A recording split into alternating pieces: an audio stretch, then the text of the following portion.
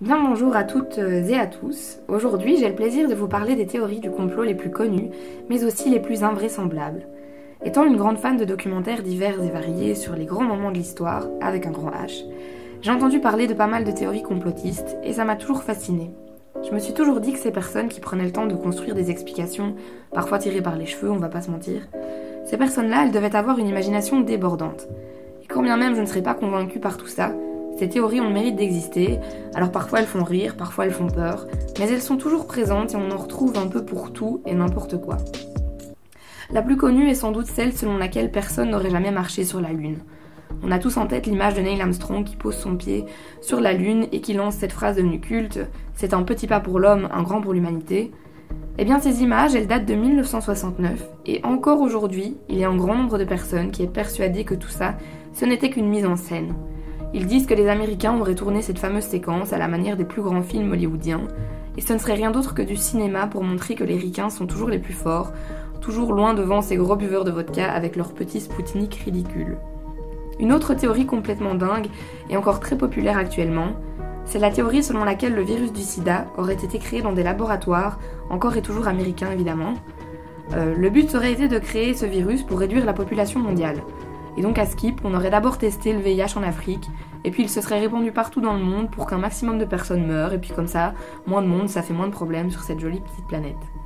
Alors dans la catégorie mort tragique et historique, on a la mort de Kennedy en 1963. La théorie conspirationniste la plus partagée, c'est celle qui prétend que c'est la CIA elle-même qui aurait assassiné le président des États-Unis. Un grand classique.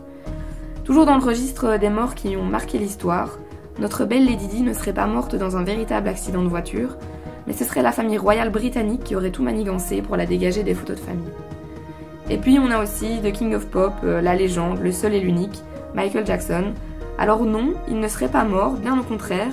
Il aurait d'ailleurs assisté à ses propres funérailles, à peine cachées par un chapeau.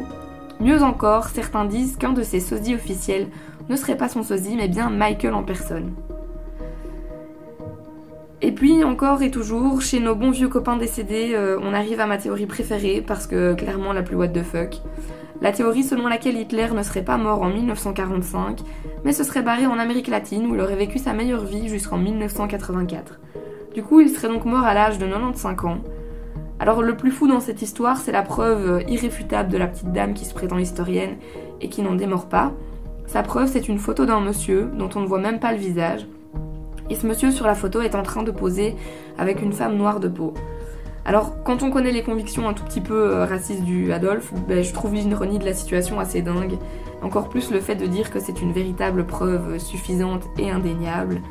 Alors perso, je suis pas super convaincue, ni par les vacances d'Hitler au Brésil, ni par le coup monté de grand-mère Elisabeth II. Mais qui sait, peut-être aurons-nous bientôt un comeback du grand Michael.